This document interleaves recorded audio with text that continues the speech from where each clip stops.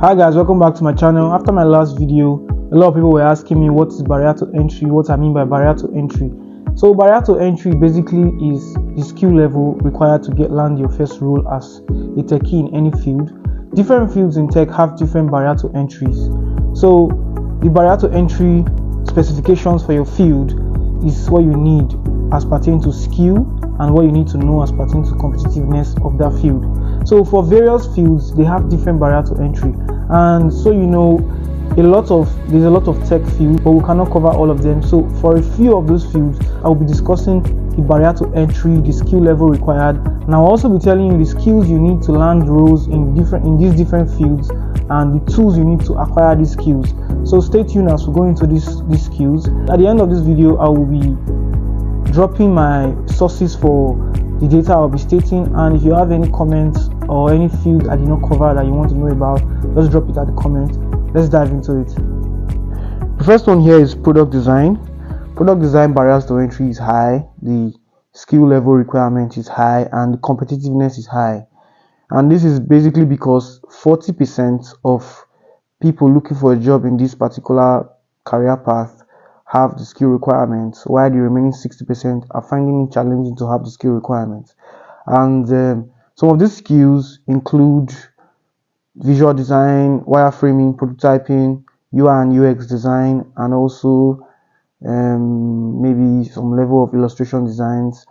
So there are tools that you need to do these skills, and the tools include maybe Figma, Adobe XD, InVision, and more. There is also a few other skills that you can explore inside this product design that you might need that are not listed, so check out yourself. But if you have these skills considerably proficient enough to a certain level, you should be having your first tech role, a gig, internship, or something else. So that's it. For the next one, we have front-end web development. For front-end web development, the barrier to entry is medium. The skill required is medium level, and the competition in this particular field is medium. Yeah, this is because over 50% of people have the skill level, and 50% do not have. They are finding it challenging to have the skill level required for this job. And these are the skills required for this job. Let me list them here. They are responsive web design, there's cross-browser compatibility, there's version control, there's other front-end frameworks that you can learn. And some of the tools you need to learn, the tools you need for this field include HTML, CSS, JavaScript, React, Angular, and more. If you can learn those tools and use them to be proficient in the skills listed, you're on your way to financial freedom. The next on the list here is backend development. Backend development is a very technical field, so a lot of people shy away from it. And the barrier to entry for backend development is medium, but the skill level is high, and the competitiveness in this role is high.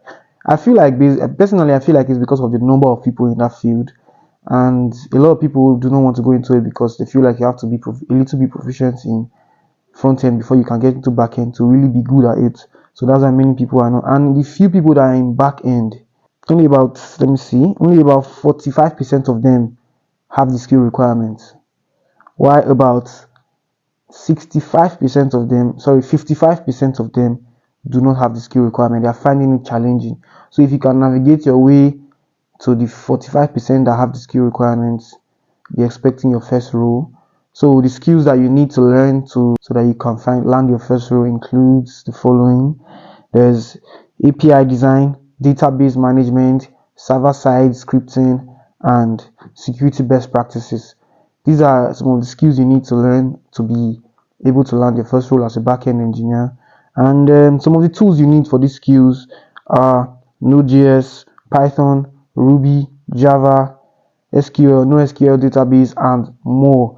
So if you can master these tools and use them to your advantage, you can use them to get the skills required, and you're good to go. Because some people, they know these tools considerably, but they don't really know how to use them for the skills. The skills are different from the tools. If you get the tools, you need to know how to use them to achieve the skill level you need to get the roles. So know the difference.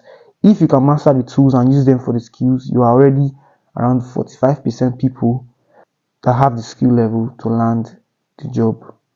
You are now proficient enough. So let's go to the next, cloud engineering.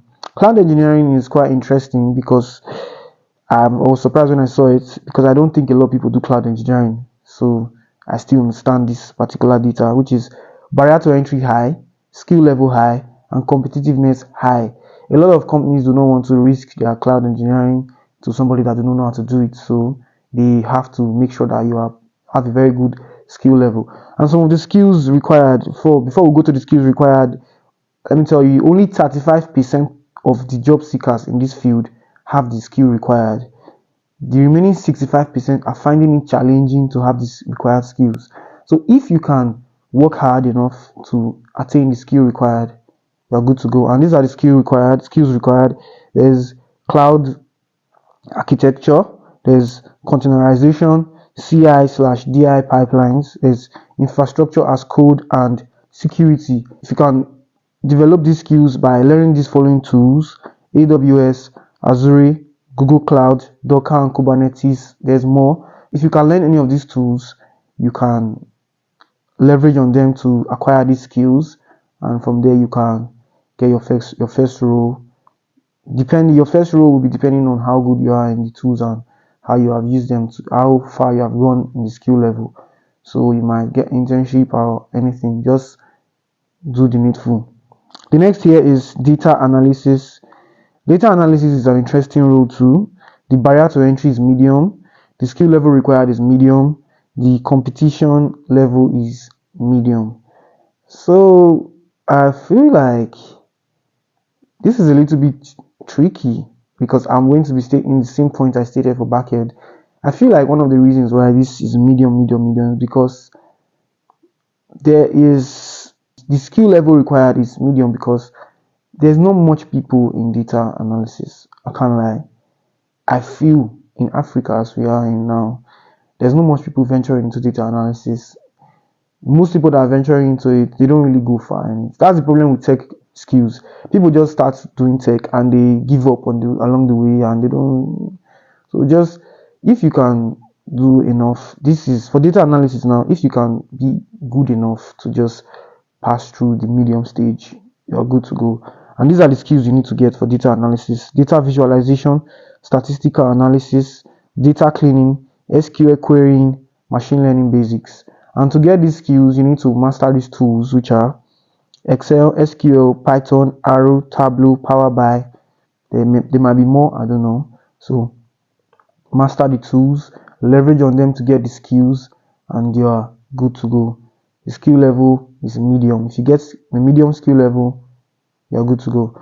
Then let's go straight to, oh sorry, I forgot to say that only 50% of the job seekers have the required skills.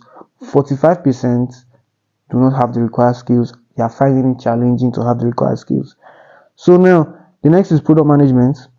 For product management, the barrier to entry is high, the skill level is high, the competitive level is high, because product management is, all the career paths are important, but product management is a little bit different, sort of. So they want somebody that is good enough, because you are kind of like a leader. So you have to be good enough to work on these products. So for this product management, only 30% of the job seekers have the skill required. The remaining 70% are finding it challenging to get the required skills. So let me list the skills out. There's strategic thinking. You'll be surprised. So 70% do not have strategic thinking, or what? In strategic thinking, there's market research, there's stakeholder management, there's project management, and there's agile methodologies. So product management,